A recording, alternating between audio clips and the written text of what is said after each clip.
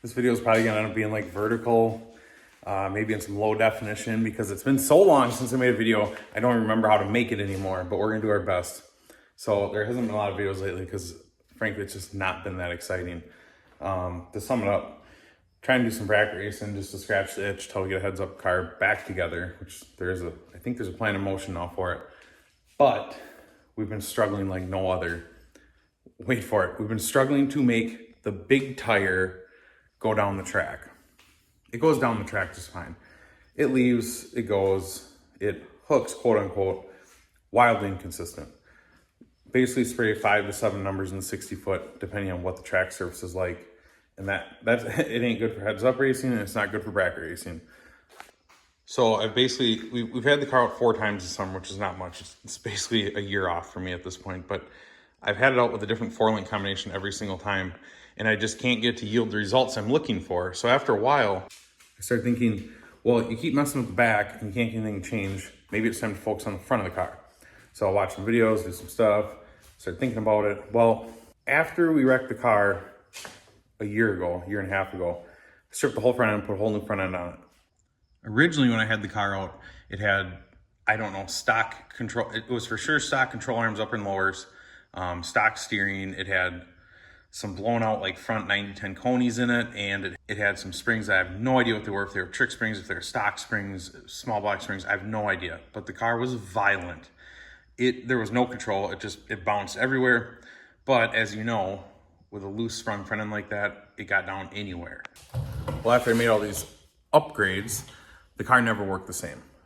It worked really, really well on a radial prep, on a radial where I wanted a front tight end, be able to control it.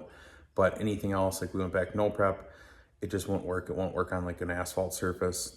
There wasn't enough sprung weight. There wasn't enough travel with the new control arms. It was just really limited. So I got thinking, even though we're a lot less horsepower, you want to think, well, the front end doesn't matter as much. However, I think it's actually mattering more because I have less power to work with and I can't get the car to transfer weight like I want it to. So I come out and I started doing some investigations, and the first thing is these coilovers, when I put them in, I went back and forth with Viking on it, and the lowest spring they would sell me was a 350. I think what they said was that's just barely enough to support the weight of the car, which I don't necessarily agree with. I'm not saying they're wrong, but I wanted something a lot lighter. I wanted like a 200, 250 maybe. And this was the least I could get, and it's just stiff as a board. There's no stored energy in these things. So the first thing I knew for sure is I wanted to change the spring rate.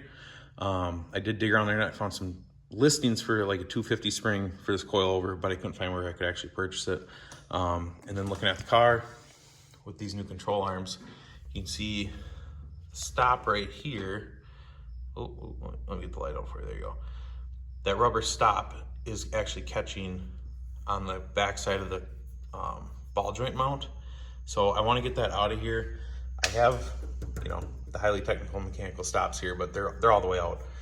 So if I pull that out, I can get another, I bet that's a good inch of travel out of these control arms. The stock ones didn't hit there. These are the aftermarket ones. So I'm gonna cut that out. Like I said, I want to change the spring rate. So I got thinking, what would be the best way to do this? Well, sometimes it's best just to go back to what you know works. So in this box, I have, wait for it. Yes, the old Comp Engineering 2600s. You can find these on any drag car, any bracket car at any track, you'll find these. And they're a walloping like $50 a piece. So I got those bad boys, and these sweet honeys, yeah, that's right. They're the Moroso trick spring. We are talking between the trick spring and that 2600 shock right there. We're talking about hop and pop cans, wheels up on the street, uncontrollable, bumper dragging, old timer storytelling while we're getting coffee in the morning performance. So yes, that's what's happening here. I've gone so far off the deep end. I'm gonna tear out that expensive, they're really not that expensive, like $700. That coilover conversion, I'm gonna tear it out. I'm gonna go back to what I know works. So in my preliminary investigation, there's only one problem here. As you can see, there's no spring perch. These are stock spring control arms from TRZ, but along the way, somebody cut the spring cup out of it. I'm not 100% sure why, but that's okay. So I'm gonna pull these control arms out, we're gonna weld in a spring cup, and we're gonna get this whole girl back to her bumper dragging goodness.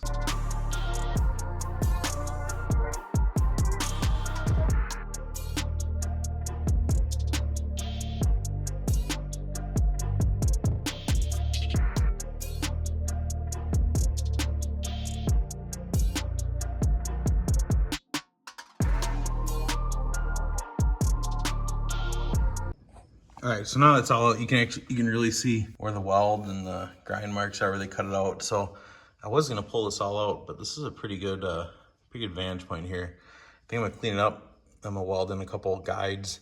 I probably won't go all the way around like they did. I'll probably just do a couple half moons through here, just to keep that spring in its home.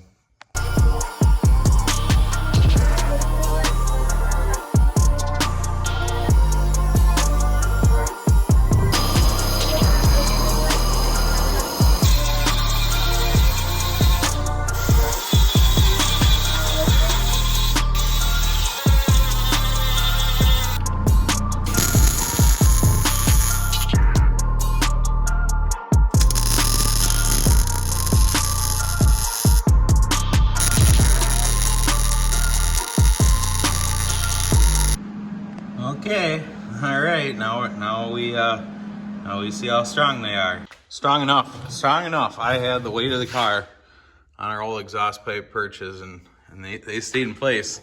Sorry I didn't record putting the spring in. That would have used up all the data on my phone. So you know the deal. 3 hours like usual. Anyhow, spring's back in. We got the stop out up here. So the stop ended up being about 1 full inch. So that's out of there now, so that upper control arm can droop a little bit further. It worked out pretty good because when I went to these arms, I remember losing about 1 inch, so I got that back. So I think we're gonna be back in business here. Oh yeah, they're in. They're holding it in and out about 9 different times.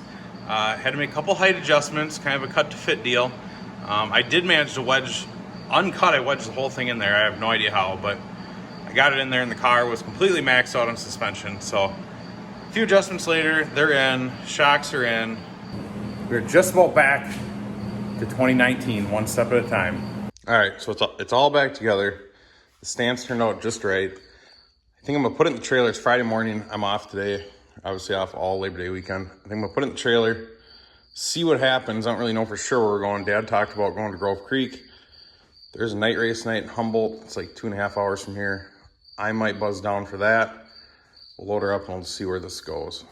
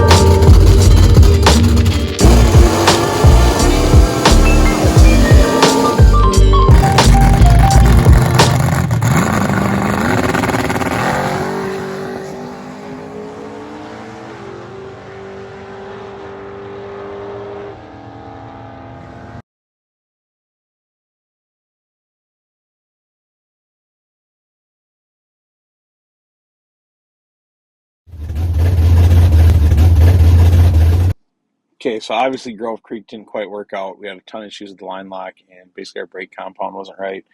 We got that all fixed, and it was just rain.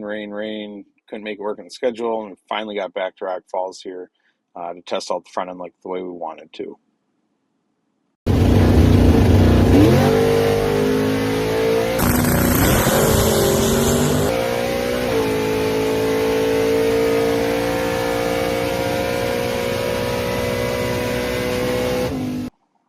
All right, so that was the second time trial. I actually did not have the cameras on for the first time trial. Naturally, it went into a huge wheel stand. So I pulled like 600 RPM out of the leave here. Way more under control, but left me pretty high and dry on the reaction time. So now I've got it ready for first round. Pretty much take a stab at what'll be a decent setup on the tree. So I opt to put a couple hundred more RPM back in it and head up to first round here.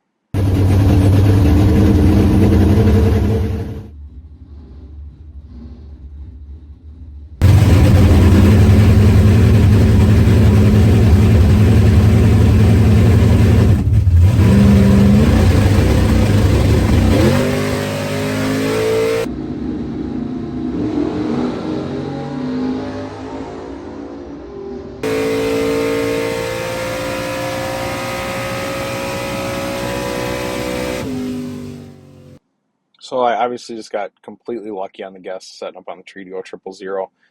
Good news though is it carried me into the bye for the second round.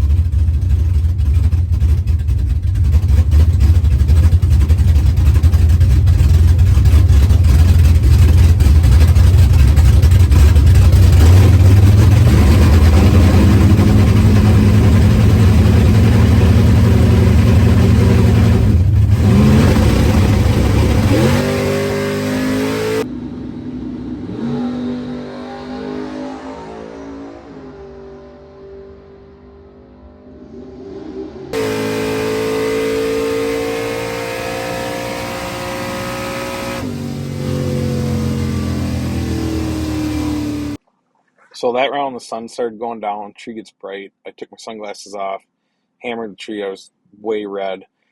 So I went back and made another irrational adjustment and basically just threw the Hail Mary here going into round three, hoping I could set up decent.